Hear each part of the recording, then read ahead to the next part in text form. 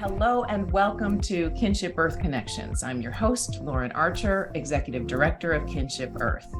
On behalf of our founders, our board of directors, our advisors, our donors, members, and extended community of kindred spirits, we would love to thank you for joining us today.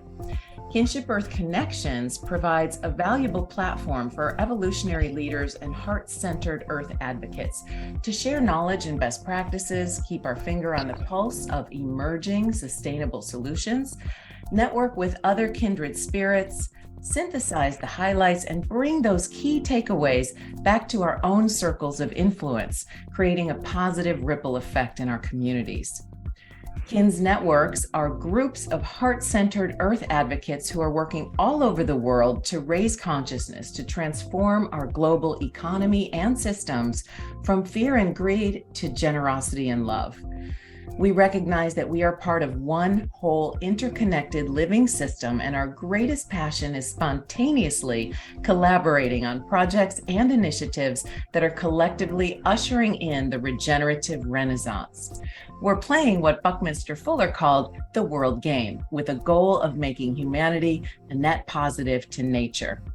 At each Kinship Earth Connections event, we introduce members of our KINS community and our extended community to share progress on their initiatives, help facilitate introductions and strategic alliances, foster our growing community as one global network working together on our shared goals. So today we're delighted to welcome Sharon Joy Kleitsch and members of the KINS Tampa Bay Network to share the work they are doing on measuring the impact of love in their communities. Welcome, Sharon Joy, and all of you for being here. Thank you. Thank you so much. Your joyous welcome and the faces of friends and new friends and potential dancing partners. Before we begin the introductions, Shelley Darling has offered us, as she remembers from our times with KINS, of setting a sacred space, as Susan did. Shelley? Oh, thank you so much, and nice to see all your beautiful faces. And Susan and Walter, it's just incredible joy to be in this circle, and it's true what Sharon Joy is saying. So we'll just take 2 minutes to come into this living waters, this living field of resonance by just taking a few breaths together. And just allowing ourselves as a collective to settle into this holy moment and bring our all aspects of ourself here together today.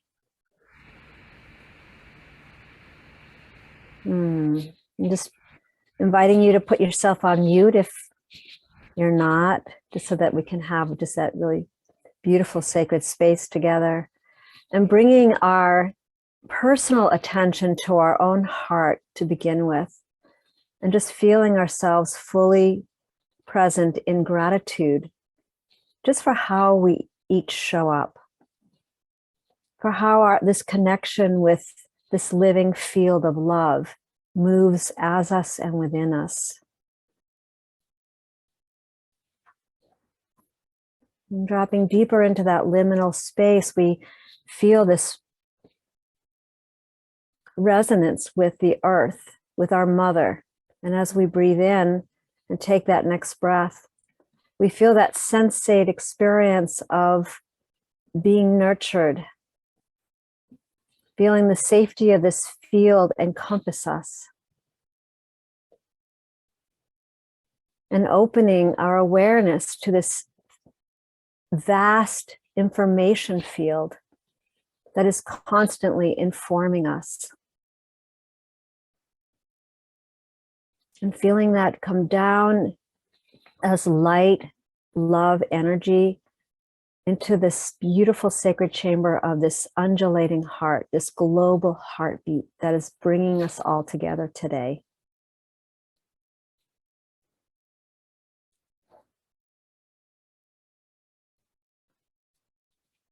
And as we're sitting here in this, what's been called Indra's net, or this net of life, we become aware of all the energies that our family of origin, our extended families, our communities, all here with us, as well as the spirits and guides that are joining us here at this table of unknowing.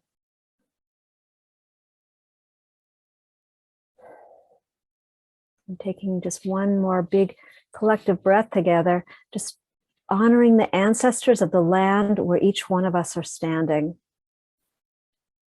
To feel that gentility and love and respect as we collectively harmonize here today in this living sacred space.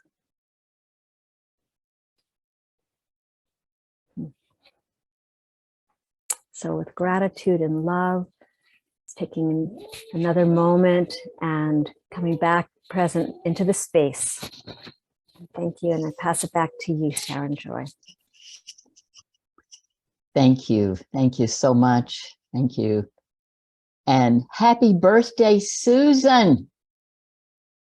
What a gift to be here to celebrate you. How timely. KINS Network, a living, loving system, reflecting back on itself, just like Indra's net. Thank you for including Indra and his net. And so here we are, KINS Tampa Bay. We're conscious of ourselves as living systems, morphing, self-organizing, dancing with other partners, because we are the fields. We are nature. We are consciousness, and we are love. And we're so happy to be sharing this experience with you. As we have listed ourselves in the program, I'll invite each one of these different colors in this Florida kaleidoscope, different colors, different shapes in this Florida KINS Tampa Bay. And since some of them are here, we'll just jump over them, just like we do in a circle of squares. Russell's traveling back from Cuba today, and we don't know if or when he can join us. So we will step in and introduce ourselves in the order that we're on your program, if you will. So Sharon Joy, you already heard from. And I believe when invited that it wasn't Sharon Joy that could speak to KINS Tampa Bay. It was the whole living system. So we thank you for dancing with us and discovering who we are yet again, as we did yesterday in planning this time together. So it looks like Bill Bilodeau is the next one up. And Bill, would you step into the center place and give us your name, where you're sitting, the indigenous peoples that came before us, our ancestors. And if you will, what might be your kin story of today? Thank you.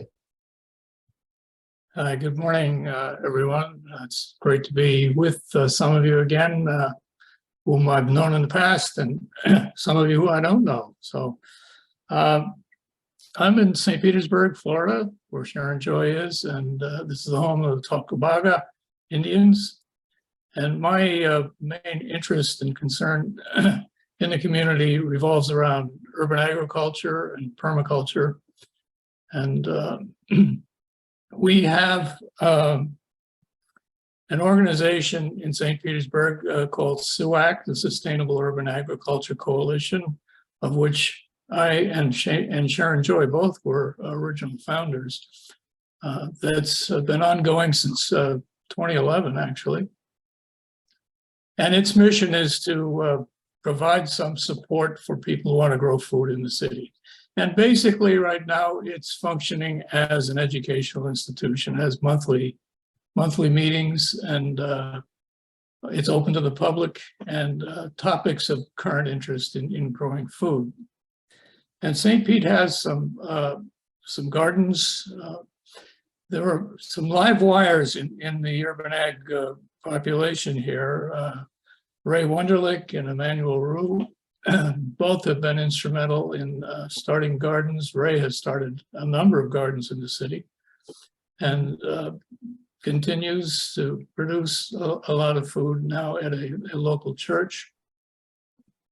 And Emmanuel has the 15th Street Garden, of which I was a co-founder and co-manager for about 10 years. That's been a major urban ag and permaculture demonstration site in the city, and lots of tours are given there, lots of college classes and school classes come there to see what's possible on a small site. And I've developed my yard as an urban ag demonstration site, to show what's possible in under a quarter an acre. So St. Pete is active. It could be more active. Gulfport, a little community just to our south, has a nice community garden. Clearwater has, which is just to the north of us, that's part of the Tampa Bay area as well, has a Life Farms, which is actually a commercial farm. Organically grown produce is sold regularly there. And let's see, Tampa is to our northeast. There's a bay that kind of separates us. We're on a peninsula to the south of Tampa.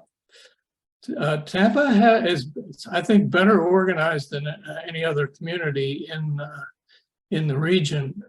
Kitty Wallace has been a prime mover of connecting gardens in the counties surrounding Tampa, and she has involved the community gardens in those areas. St. Pete and Tampa don't always interact as much as we would like because of the distance. It's a good half-hour ride over there. But I've just learned this week that the city of Tampa also has a sustainability coordinator now, and she's very much interested in local food growing. So that is a wonderful precedent setter in the local region. And just north of us is the local permaculture teacher, Corinne Brennan. She's up in Brooksville, but she teaches her classes very often down here in St. Petersburg and on her farm up in Brooksville. So I think permaculture is a wonderful ingredient in the whole urban ag food systems mix. And it's a way of introducing perennial type foods into the system.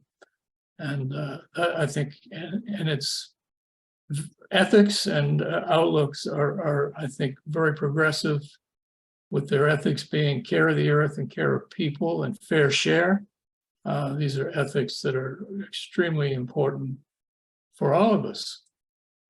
So that's basically what's happening in the Tampa Bay region. And if you have any questions, I'd be glad to deal with them.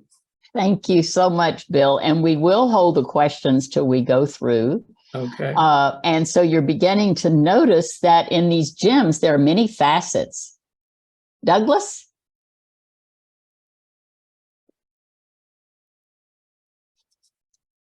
Hi, everybody. Good to be here with you again. I've attended several of these KINS meetings. Always feel welcome here as a part of this. This is our tribe. I've been in the Tampa Bay area for over 40 years now. This is Veterans Day. I am a veteran. It's part of the background I bring into what I'm offering. I'm an ex-Marine Vietnam veteran. After I got back from the Marine Corps and got out, I went to school to the University of Florida, go Gators. And what I majored in was counseling, mental health counseling. I did my graduate research 39 years ago on the uses of altered states of consciousness in psychotherapy. This has been my study for over 40 years, the science of consciousness, how to use our states of consciousness, our mind, spirit, body, non-local mind, how to use this for our own betterment, but also the betterment of the world, the more beautiful world our hearts know is possible. So I've been working in this field. I think it's amazing right now. Some of you are very aware that the Nobel Prize for Physics went to three scientists on entanglement, quantum entanglement, which just verifies that we're starting to learn more and more about this in science, this entanglement things. One of the books that influenced me, I'm a bookaholic. I think, Stephen, you and I have talked about books before. We kind of compete with the sizes of our libraries, still competing in sizes. What can you say? Entangled Minds by Dean Radin from Noetic Sciences. I'm very influenced by the Noetic science, been a member of Institute of Noetic Sciences for many, many years. So what I get to do in the local area, the Tampa Bay area, my private practice, I'm the owner and clinical director of a center for wellness. My clients are court-ordered into my private practice for domestic violence primarily and other violence. They're court-ordered. Oh, baby, don't cry. Who is that? Okay. They're court-ordered for 29 weeks of groups for domestic violence. They've all been arrested for violence. And what I get to do is to what I call initiate the uninitiated. These are people that have never heard of the topics that we talk about generally in here. They've never really recognized themselves as divine beings. And I get to tell them from the very first group that they start with me that you are a sacred being. I end every group I've ever done for over 24 years with them with the sacred Namaste, teaching them about recognizing themselves as sacred beings. So going from the fear-based, which many of them come from, fear basis in their families, in their communities, and in this culture, they're starting to recognize love basis. They're starting to open up their hearts to look at the woundedness, what's happened to me growing up in my family, in my community, and in this very yang-dominant patriarchal culture that we live in. I've written a model, a curriculum that's based on what I call New Thought Taoism, that they get to embrace their yin aspect, open up their hearts. So this is what I bring into the community. I've also started recently, I'm opening what's called a Way of Wholeness Masters Cafe, which is a book club, a non-traditional book club where people are bringing what you are reading right now into the book club. The Masters Cafe, masters sharing the words of masters. So we're looking at books like The Conscious Universe, The Living Universe, Dwayne Elgin, The Living Universe, The Self-Aware Universe, The Non-Local Universe. So these is a book club that we're sharing words of masters. And then it's going to culminate in a book in about a year from now about the words of masters. We're going to be writing the book together, the words of the masters. And I think that's all I have for now, and I'm kind of complete. So thank you.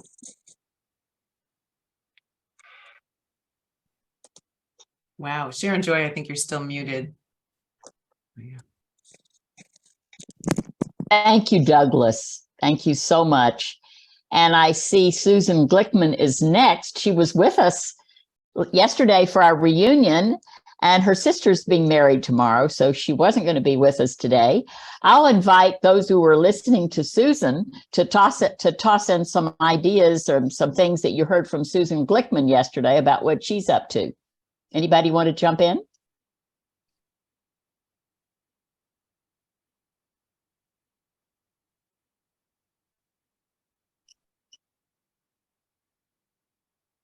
Well, then I'll speak. Suzanne, as you can see from the Susan Glickman from the introduction, is she is our guru in renewables. She is a Florida leader and beyond around the Southeast in looking at the new opportunities of renewables, renewable energy. She helped start the Southeast Florida Compact on Climate years ago, and it's now being used for other bioregions in the state of Florida. Right now, she said she's consulting with the mayor of Miami on actions for regeneration there. Anybody else think of something to add? She also mentioned that she's dealing with forensic psychologists now, that she talked about the global disruption and touching on the mental health issue as a component of all this disruption.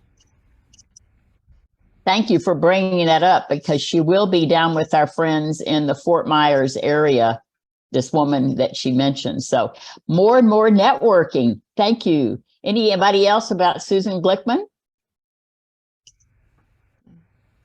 Okay.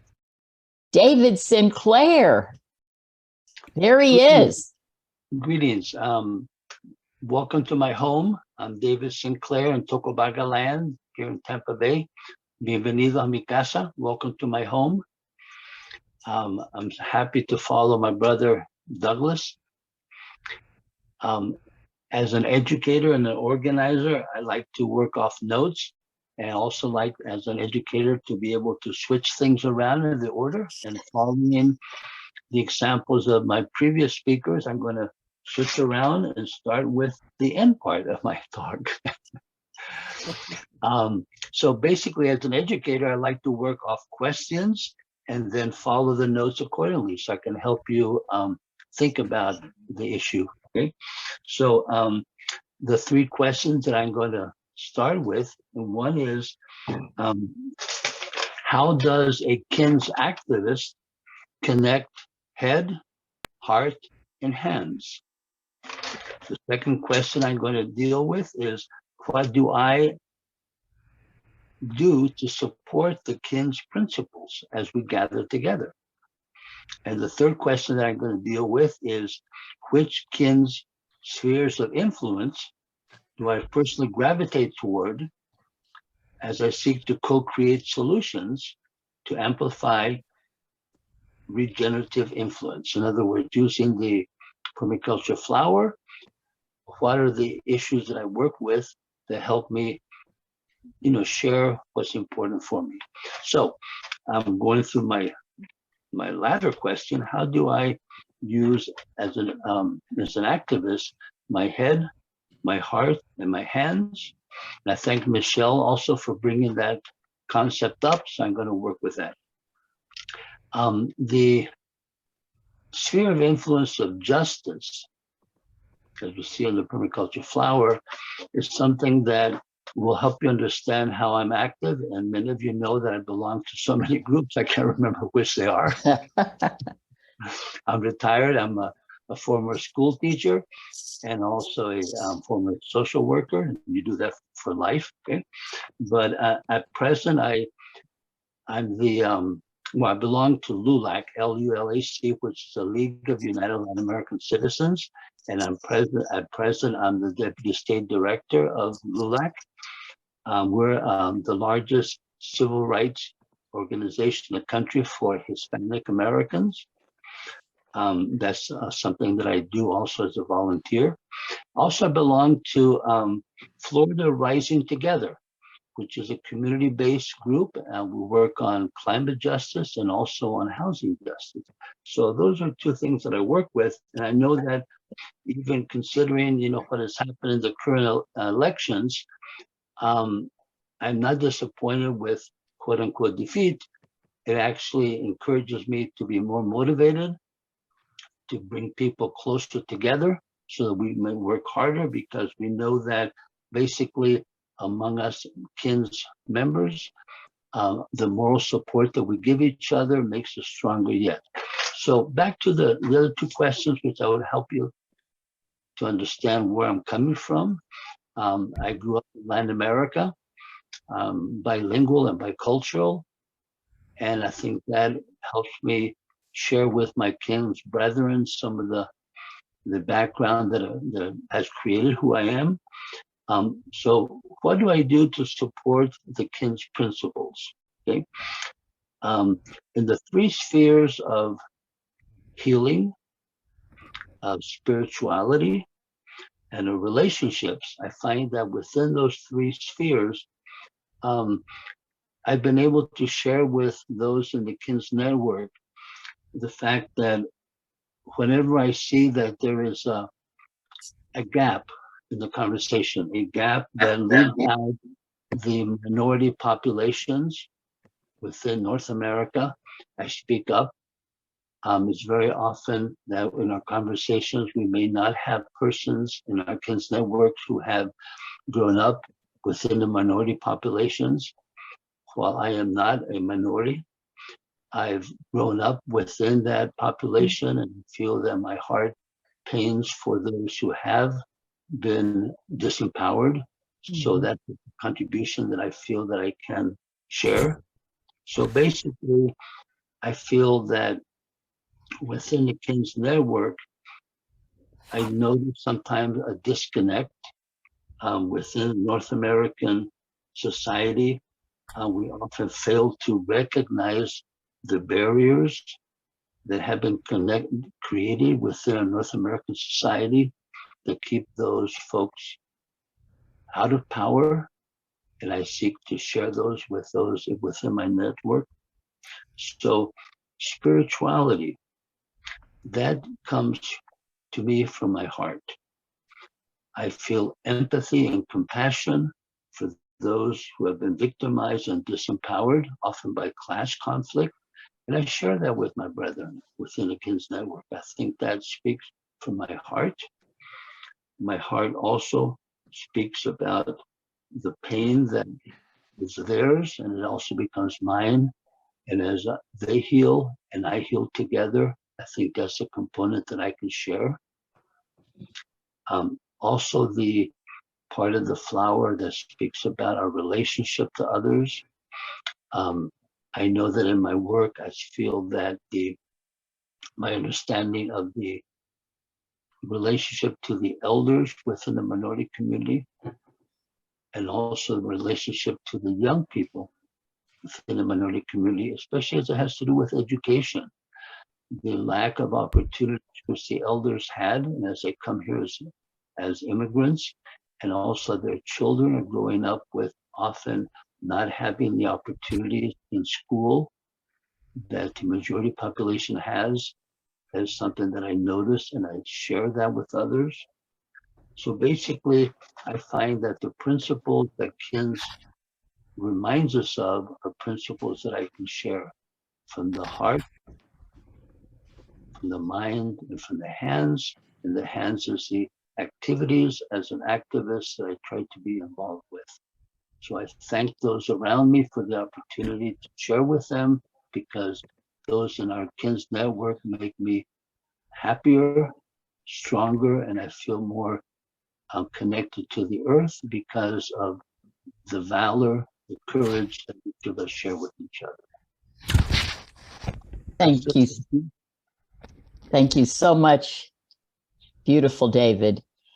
I see our friend Maria Ravello isn't here. I wouldn't want to jump over her because it was she and Raul who offered their beautiful home for us to gather so often. She had the Reiki shrine there. And as you can see, she was much into, and still is, the power of energy medicine. I'll add that Maria has now created a new home. Raul has passed on, and she's created a geodesic home right across the wetlands from the Brahma Kumaris Center, by coincidence. And I know Bill and Emmanuel have helped her in creating a very respectful organic garden within that property. So we welcome Maria's energy and all of her gifts. So that looks like Shelley Darling is up next. Thank you, Shelley. Wow. Thank you, everyone. I'm Shelley Darling, and I'm here in the Salmon River watershed in Wilton, Maine, and really standing tall in honor and respect of the ancestors of this land, of this unceded land, the Abenaki people and the Wabanaki Confederacy. And they're known as the people of the first light. And bringing that into the center of the circle, it feels like we're all people of the first light.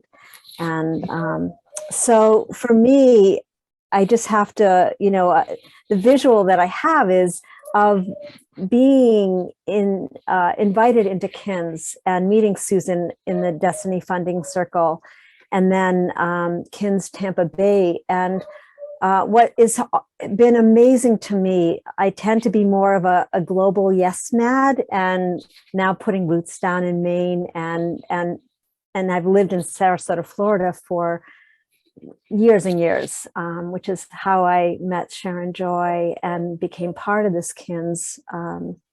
But the thing that has always and continually touched my heart and is that KINS Tampa Bay is the locality, how love transforms a city has taken precedence over my awareness for years and years and years, and how holding these principles of really maintaining the deeper resonance, and that's really what my focus and love is how do we together, as we're engaging in life, as we're engaging in our passions, really maintain that resonance of the heart, that generosity that comes through those principles. And I've seen that of all the places that I've watched, Tampa Bay has for myself as a community, the people, I know it's a band that started as a small group and it's expanded into other people as well, that the changes that are happening there are pretty phenomenal and palatable and tangible. And so for me, as I would guess I would call myself today a transformational environmental dowser. So I'm always really focused on ancient wisdom and the meeting of ancient wisdom and evolutionary consciousness. And my love is to work with individuals and groups, and how do we really come together and listen to the voice of the field, that there is a voice when we let go. I think someone has to put themselves on mute, but when this living field, this awareness, call it God consciousness or the collective consciousness, it knows where it's going. It moves in that spiralic movement, and we get to play a part. We get to feel that. And for me, the experience of being inside of KINS and always setting that field and working with it and listening to what is emergent. And the other piece for me, which has been really important, and I've carried it into all my work, I've been a founder of Good of the Whole. I work with water, helped initiate Loving Waters. And it's always, how do we as individuals within the group, within the collective, really become self-referential. And I think for me, one of the KINS principles that I've carried through and brought into other places is, and still continue today, is how do we, when we get triggered, when when we slip into that place of, control or feeling uncomfortable with each other, or maybe not liking what each other is saying or have a better idea, how do we sit in our body? So how do we take this? And I think this is one of the things that KINS has really been an initiator inside of my own living system, is how do we really embody this love and carry it into the work that we're doing? How do we maintain that? So that has been huge, really huge, Susan, if you're listening. I think you're here still. Can't see right now. And I think the other piece is how do we, for me, every time we came together with KINS, there was a sense of joy. There was such an innate respect and for each other's voice, and understanding one thing, which is that we're all learning, we're all emergent. And that is, when I've seen different corporate energies come together, or, sometimes that's missing, a lot it's missing. And I think that's part of what the regenerative voice of KINS is, and just want to take a breath here, because it is for me about a whole living system. Even the work I do, the dowsing, it's always about helping people understand that they are a whole living system, and I love that about Kinship Earth, that we are fully interconnected.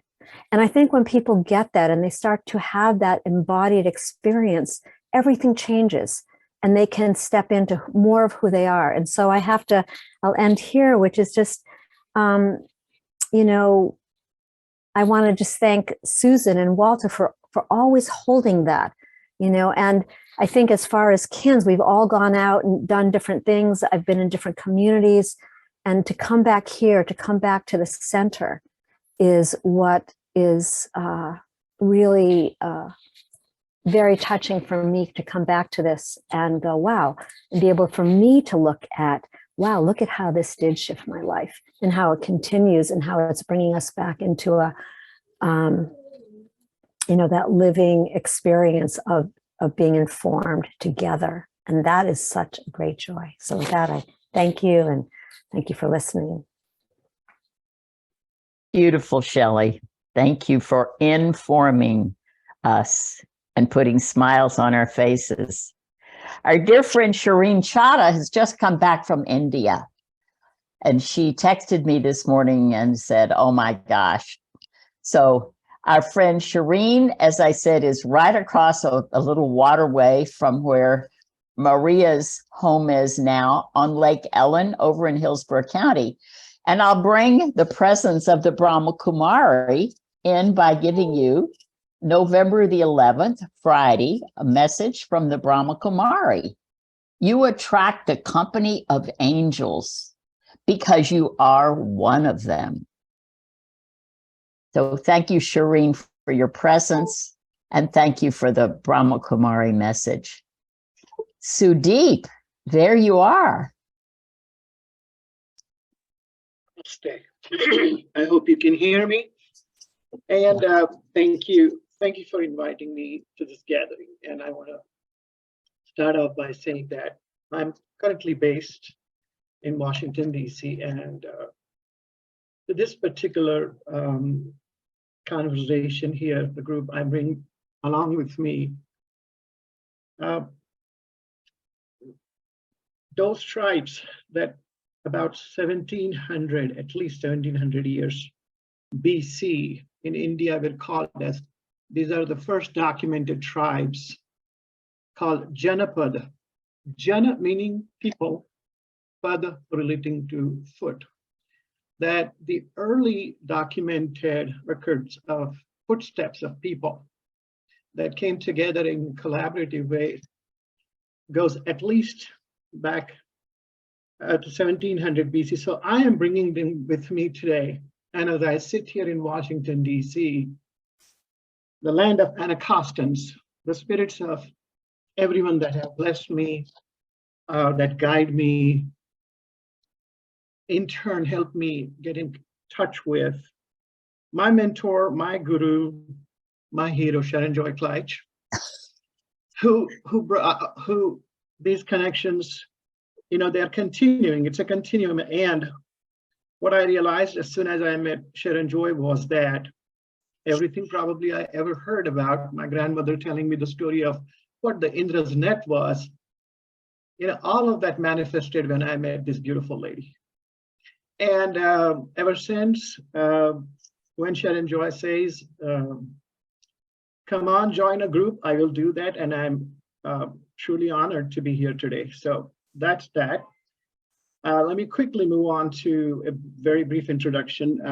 My educational background is bachelor's in agriculture, master's in agricultural sciences, and then I completed my doctorate with a little bit of a twist towards environmental side of the horticulture, and then subsequently taught at universities in Texas and then in Florida, and that's where I met Sharon Joy Kleitsch in Tampa Bay.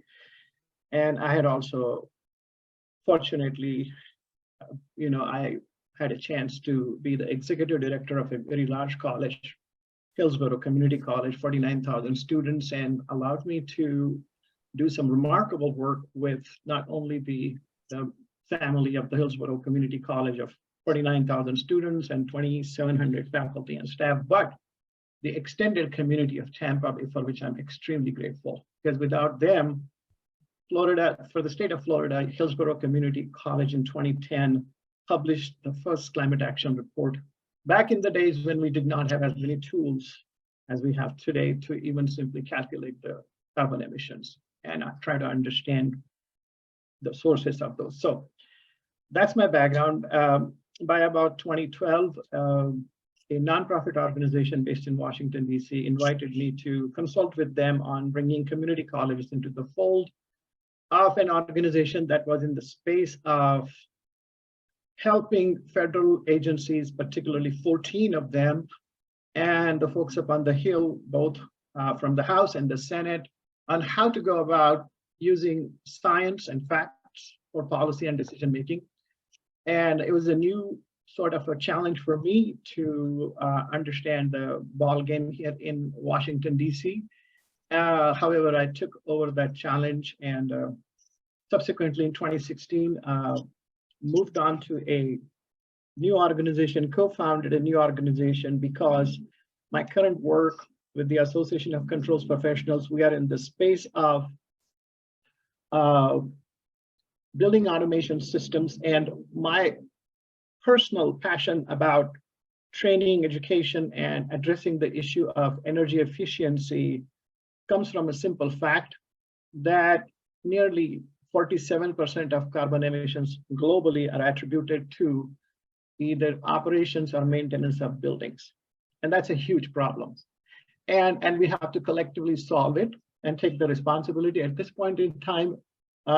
So I'm about 6 years into my work here with this organization, still interacting heavily with the federal agencies and folks up on the Hill. And I just want to quickly give first of all, over the course of the last 6 years, something else that I learned, and that's something I enjoy learning as I go, as I'm learning now from all of you, is what the true challenges are. And I think what I found out in the last several years about myself is that I'm getting a little bit better and comfortable understanding or drawing what I call as a gap map. So I think I recognize the gaps in such a way that, number one, I've realized that in any profession, but certainly in my profession, it is A, identify gaps, B, respect those gaps, C, understand that they are not in a straight line. So you have to figure out how to fill those gaps, build the bridges, and move forward. And in terms of my, transforming, bringing the passion and love, I think one of the very specific areas I am highly interested, and Sharon Joy knows about this historically, is working with folks who are either in the high schools or just coming out of the high schools looking for career opportunities. So about 6 years of now, somewhat of a unique work that I have completed in the 21st century jobs and what they look like for our generation Alpha, which is the most recent generation, and because from a standpoint of who is going to solve most of these problems, it's them.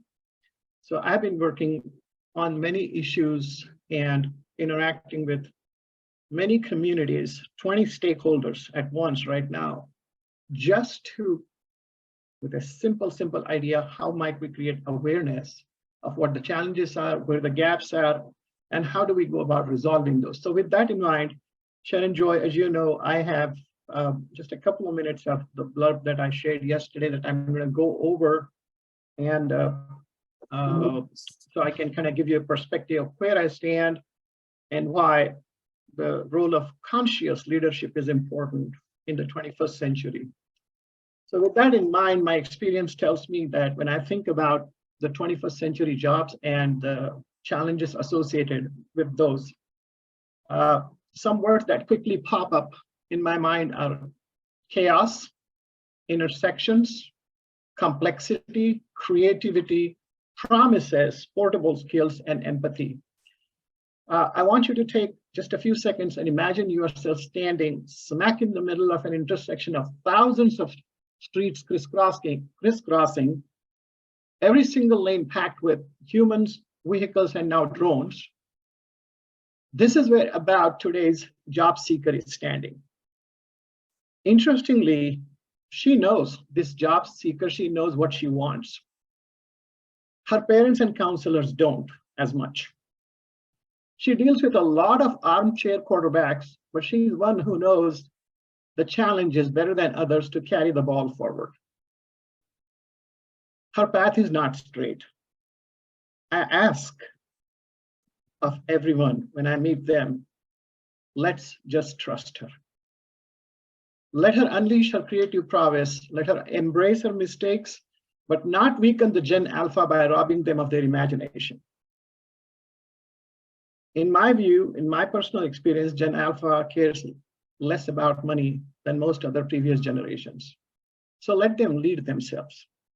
Most importantly, recognize and respect the promise people are making to themselves. These kids are making to themselves. That's wonderful, Sudeep. Thank you. Quickly, who are we then? As conscious leaders, most of you, all of you are conscious leaders, but those that are standing up and waking up to the promise of joining this really honorable group of what I call as conscious leadership. They're adapting and thriving in this revolutionary age where digital information and communications have automated millions of jobs across many sectors, including renewables. And this change has triggered and will continue to transform the entire economy and society. Thank you. Yeah, very important we talk about is the skills we require to succeed have changed. So what I'm going to ask you is we as a conscious leaders must continue to reinvent the framework, reconnect with people and team, and basically start believing more in ourselves. And those, I believe, are the core principles of KINS in general. And that's why I'm proud to be a part of this. Thank you very much. So much richness. Thank you, Sudeep. Our friend Christine Medoka is not with us today, unfortunately, involved with local living economies, if you all can remember that piece of her contribution. And Michelle has improv techniques or whatever else she'd like in this improv opportunity they're sitting in today. Michelle, welcome. Well, I'm going to start out by improving whatever it is I'm going to say today. It has been such a great opportunity. Thank you to everybody in KINS to be in the pulsation of this love field. I love to trust the process and whatever happens. And there is so much I could say about everybody. And we haven't been together like this in years, and we were surprised last night about how we were reconnected like nothing no time had transpired, but each of us have been on our reflective paths. So unlike everyone else, I am more a dabbler than a diver. People in this esteemed community usually have a focus and go very deep into it. And I am, let's see, what was it? Shelley called herself yes mad. I'm going to borrow that and use that. So I just came up with that I am either a bumble fly or a butter bee. So I'm like a butterfly or a bumblebee that just goes around from each of these people, play in their field or their farm or their garden, take what it is that I can pollinate with, and then I go forth and bring that to whatever group or people that I am with, from the prisons like Douglas to indigenous communities to classrooms that have children from 3 years old to 93 years old. So I collect people, I collect stories, I collect energy techniques, tools, improv, acting, whatever it is that is playful, that will bring a light and lively energy to some of these things that we're involved with that I call holy heavies. And not that they aren't holy and that they aren't serious, but sometimes it's overwhelming for people. And I like to playfully introduce exercises, games, techniques that allow them to have fun. And then in the debriefing afterwards, we learn aha. And that's what I like to do, is bring aha moments to people. I'm more, I guess, fueled by curiosity, which is what takes me everywhere. There's another sparkly thing or a scent that comes across. And the KINS network does this so beautifully with all the petals, the permaculture petals, that I feel like I dabble in all of them, and I go deep enough to be able to relate this to other people's, other communities, corporations, and then I direct them back to the people that are the really good experts in all of it. What else? I deal a lot with soft skills, because I feel with all the passions and beliefs that we have, if we don't know how to listen so people will talk so people will listen, that we don't present ourselves in a way that people can perceive us the way we would like to be seen. It's about being who you are, doing what you do with your purpose, your authentic self. And I think from all of this that I have learned that resiliency and flexibility are two of the most important qualities that each of us can have, because we never know. You know, we're going in a direction, bang, we hit a wall. But all of us in the KINS network, we know that, trust the process. Maybe we were supposed to look over there. And then we have a new path to go through. So I guess to sum it up, I'm a healing, teaching, performing artist.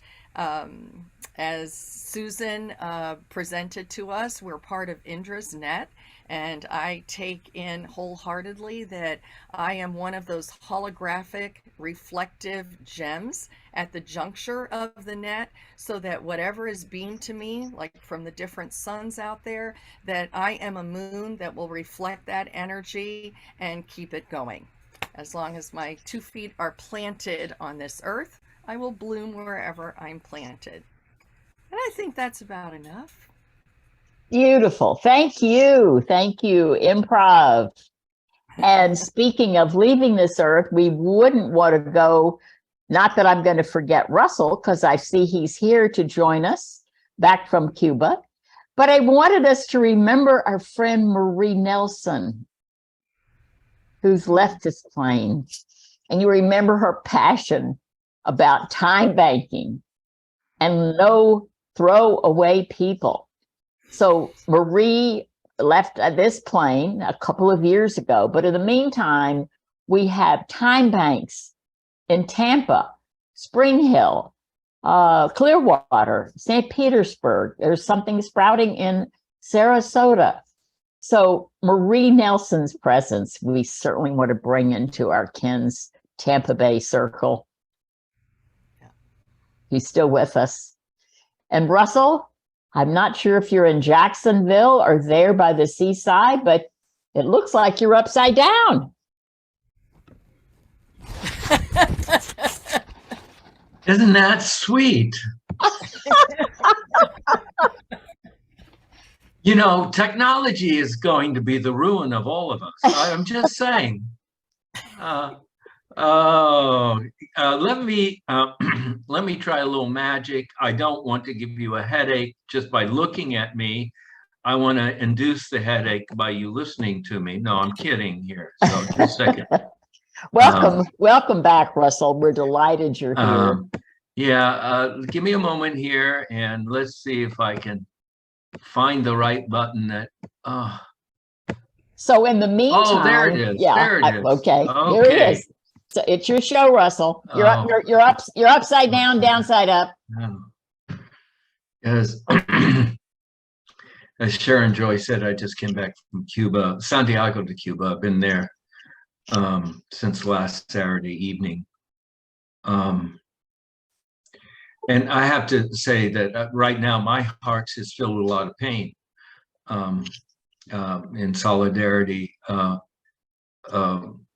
And the folks that we were with, part of the Lutheran Church in Santiago de Cuba, told us things that you can't read on the news. But more than that, they thought they have come to the conclusion that they're suffering more than anybody else in the world, that they're closed off to a lot of news and public information in many ways. And so they really don't know the horrors of Ukraine. And I was in Berlin earlier this year for a meeting on imagining a new global economic architecture that the World Council of Churches was supporting. But across from the main train station in Berlin is a very large tent, and Ukrainian peoples were coming from the train station and going directly into this receiving center to be able to find placement for shelter and a new life, temporary perhaps, but a new life. Our faith connections in Tigray, which is in Ethiopia, a woman is being raped every 10 seconds, brutally murdered. I'm not going to go on with a list of place by place, but I do want to say that the whole globe, and this is the message I tried to share in Cuba, and they had a hard time hearing it. It's hard to hear this. The whole world is in suffering right now.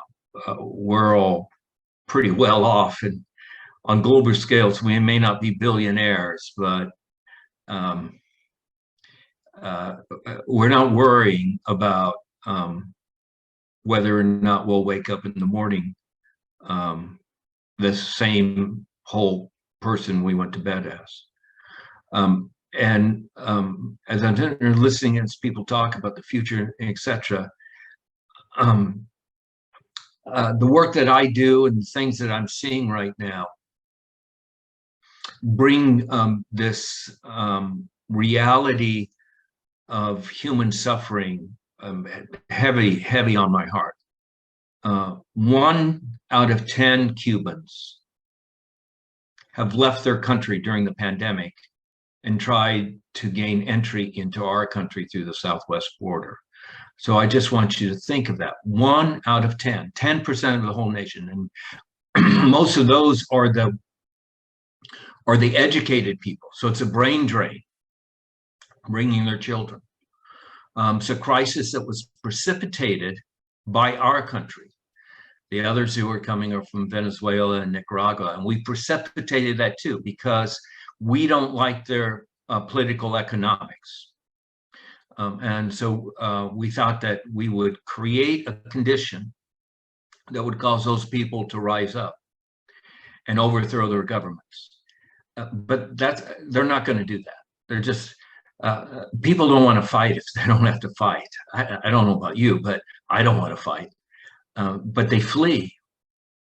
And they're creating chaos in our political process. And then they become bulletin boards for unhealthy political messaging in our country.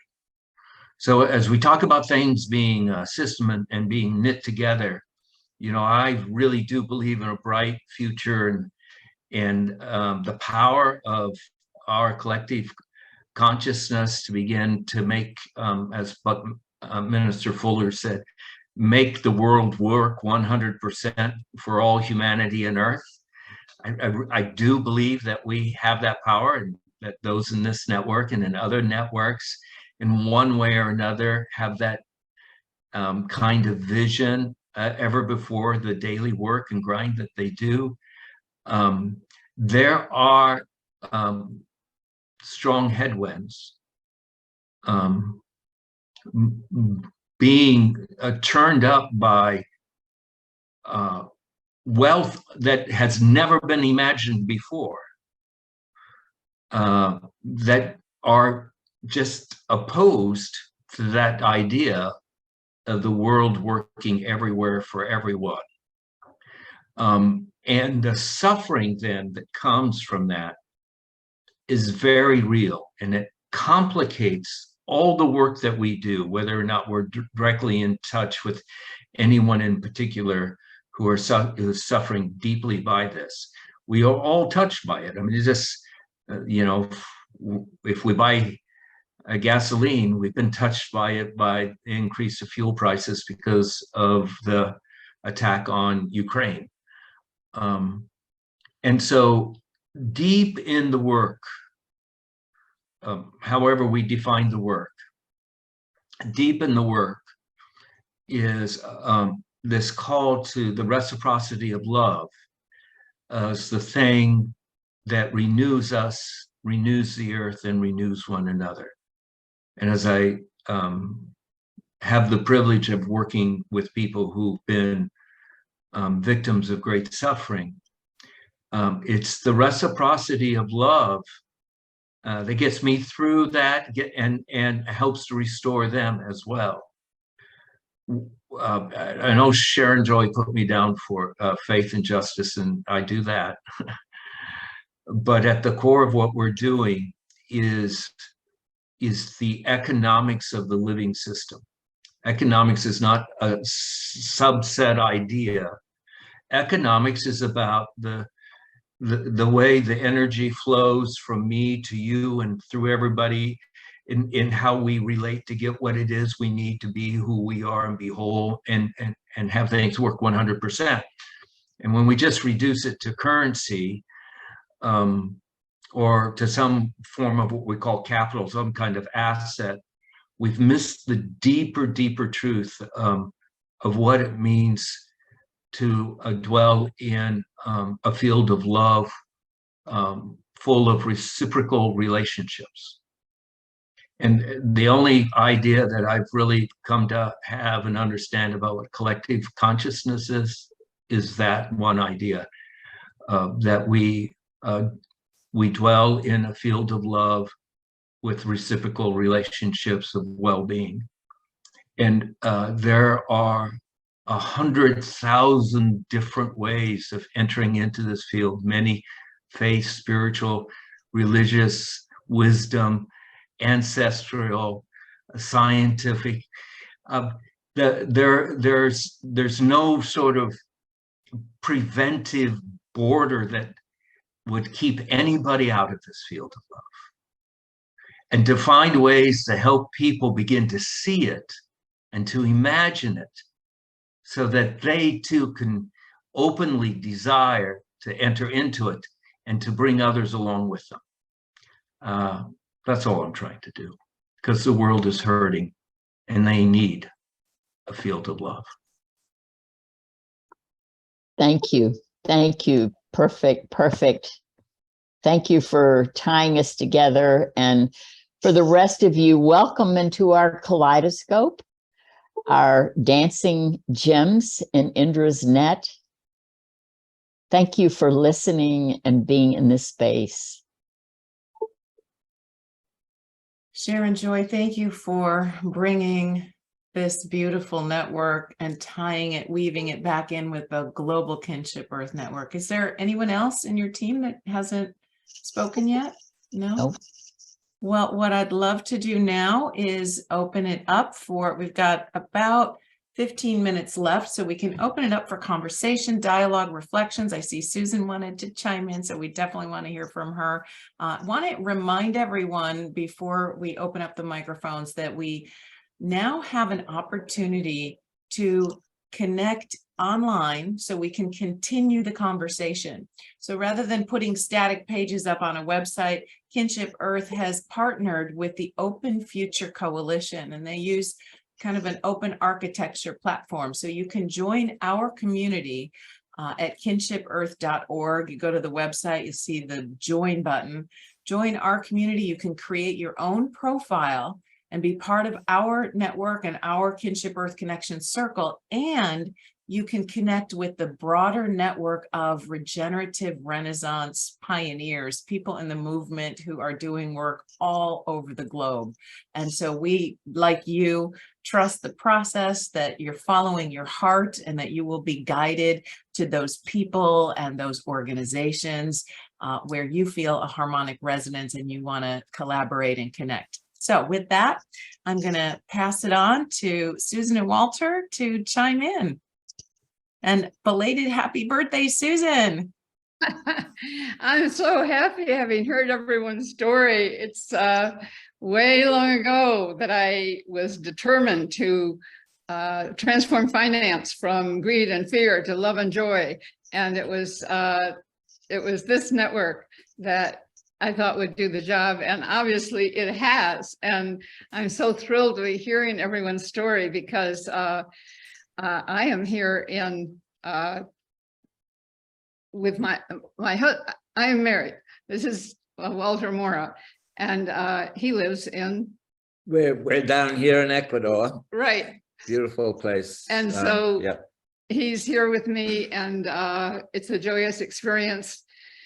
And hearing all of your stories just makes my heart spin, because this is the one thing I decided to do against all odds, against all suggestions by people that it was a crazy idea. This was decades and decades ago that I did it. And it's been a core of my life ever since. And I've just been thrilled, and thank you to everybody. Thank you, thank you. Walter's turn. Well, Sharon Joy, I remember many years ago visiting you in your apartment and visiting different places and all the people there. There was that one place on a bay on the shore that was really nice, the community college and different places. So we go back a long way. We do. Do. Blessings to both of you. Thank you. On that note, there will be an opportunity for us to gather together in person in Ecuador. So stay tuned for more. It will be probably June 2023. We are looking maybe around the solstice, still gathering the dates. But for those of you who want to have an excursion and visit the farm, Sacred Land Farm, Finca Sagrada in Ecuador, and come together with a group of global consciousness leaders, mark your calendar and stay tuned.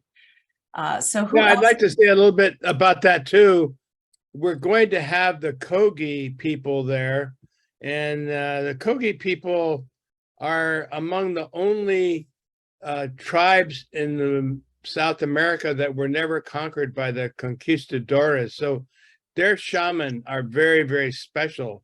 So if you were to be there with us in May, June, whenever that date is set, you would have a unique experience of meeting some of these unique people who have designated a portal to Mother Earth on Walter and Susan's Finca Sagrada Sacred Farm. So that's a very special opportunity.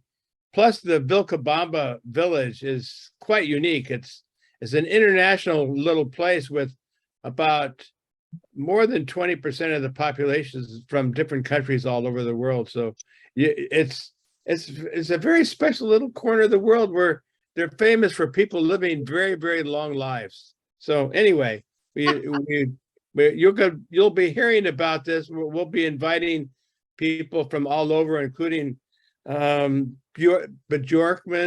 who is in Stockholm, and his entire group has just had the Kogi visit them in Stockholm, and I was there at that island, and I think we're going to be connecting with them as well. Absolutely. Do come, do come.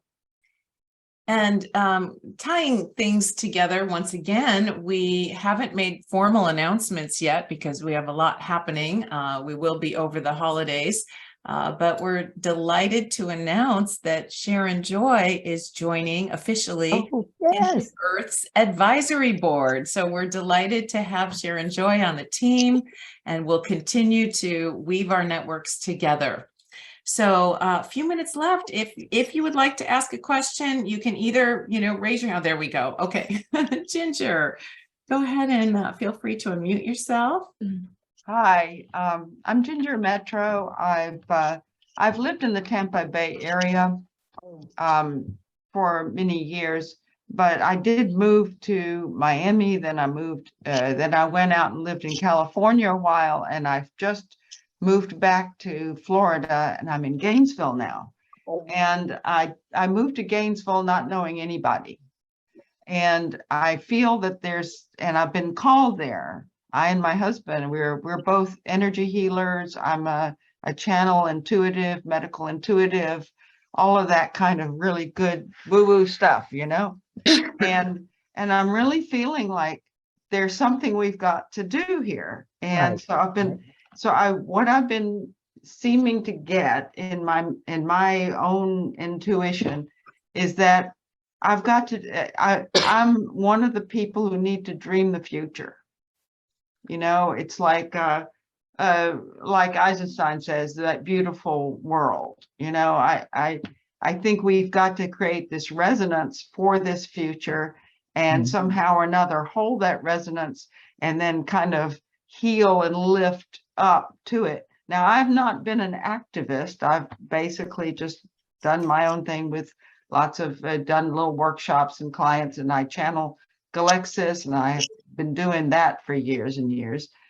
But I do feel called to connect with people who also are having a vision of the future, who are also working to it, who are more activating themselves towards it, and bringing this energy of love and networking it and so on.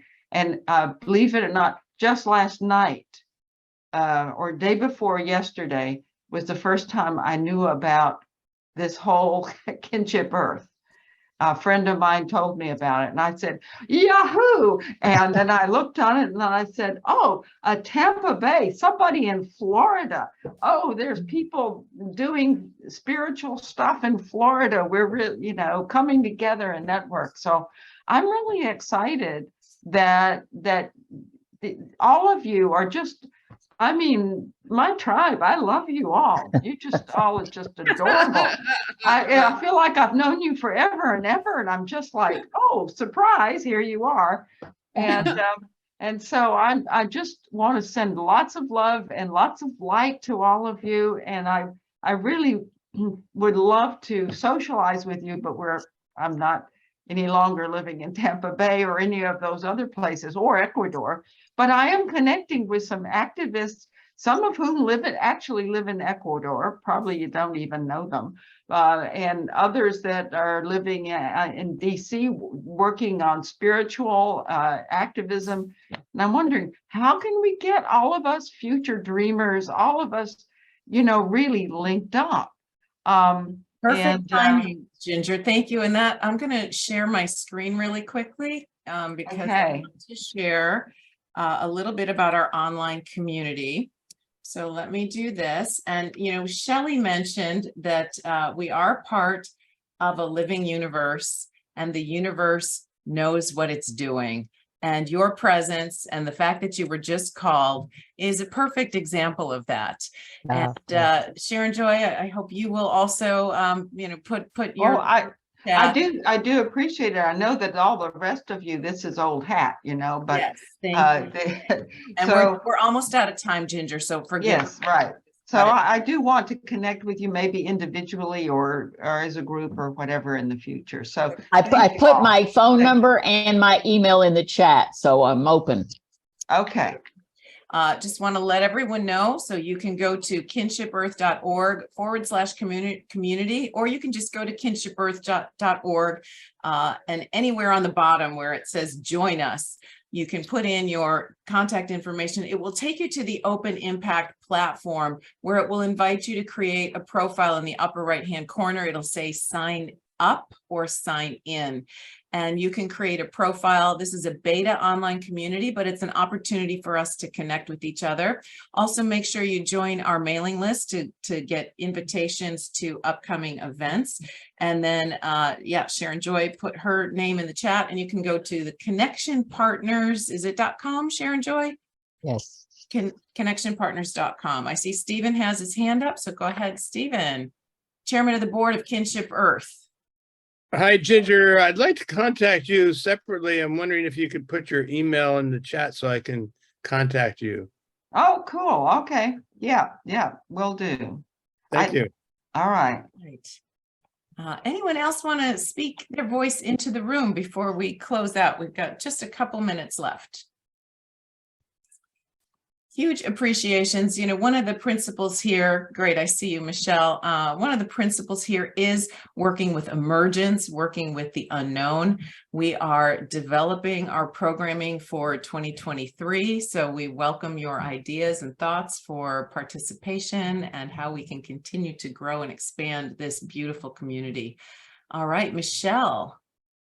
Just a quick, I didn't do a nod to Sharon Joy, but she is a magnetizer that pulled us all together, and like Ginger was magnetized to come and join us today. I really want to honor everyone here, including you, Lauren, for taking the helm. I saw, well, I don't know where the name is now, but the chairman of the board, Susan, that initiated and inspired this collection of people, and I am inspired to come and join your beta community and allow everyone else to keep magnetizing and drawing in the rest of our tribe that we have got to get together soon, since we're eldering. Indeed, it is about creating that coherence, that alignment, and also trusting the wisdom of the universe that Shelley so clearly articulated, that it knows what it's doing and that we are part of that. George is the advisory board chairman for Kinship Earth, and he's also on the board of the Buckminster Fuller Institute. So George, what have you got? Yeah, thanks everyone. It was a great call.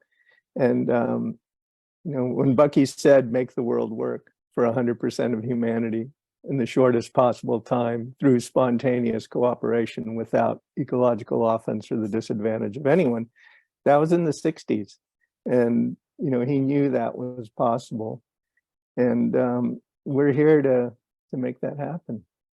And it's not a woo-woo thing. This is just functional technology that we can implement right now. And you know, physics and so forth, science is catching up to an indigenous wisdom, and we have all the solutions in place. I put in the chat, I put a movie in there. It's about 38 minutes long. It's called Rethinking Humanity, and it's really cool because it shows how technology is helping us see how everything is connected. And Bucky talked about making the invisible visible. So I look forward to working together with everyone and bringing our unique gifts to this process. And love, light, and flow. Appreciate you all. Aloha.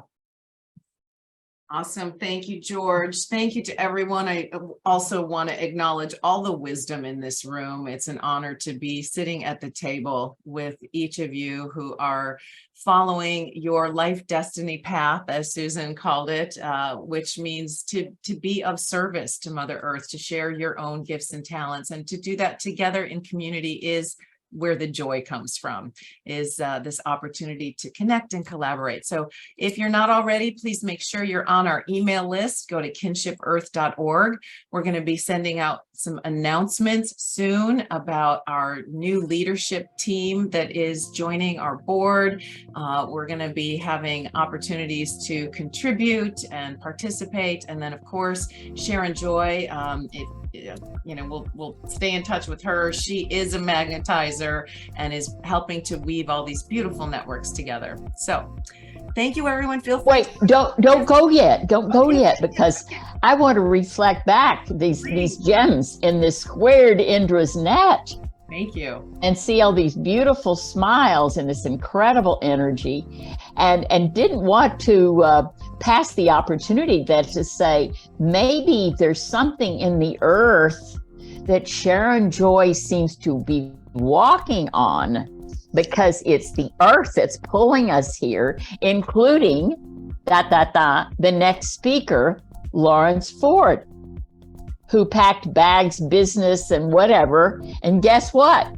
Not only moved to Florida, he moved to Tampa Bay. So please, let's watch Lawrence Ford and see what magic shows up. I do believe these Florida springs, this water that surrounds this chrysalis peninsula that we call it, filled with imaginal cells, may have something magical in store for us. Love that. Yes. Lawrence Ford will be on Thursday, December 8th. So definitely make sure you stay in touch with us so you get that email, or just go to our website, kinshipearth.org, and you'll see it under schedule. Sharon Joy, thank you so much for being Thank you for having us. And for holding that light and that magic for so many of us. And for everyone, feel free to unmute yourselves and say goodbye until next time. So long.